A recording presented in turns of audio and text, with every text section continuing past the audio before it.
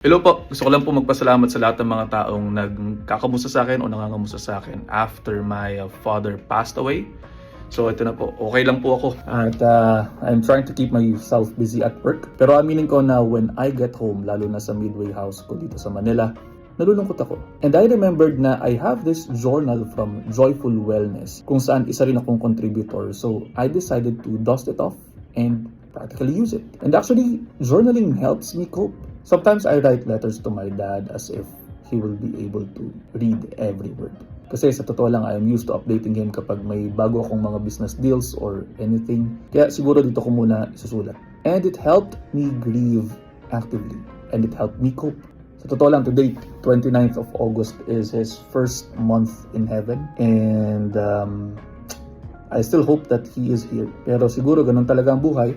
We must move forward, and with every word that I write here on this journal, I also hope that the pain would eventually go away.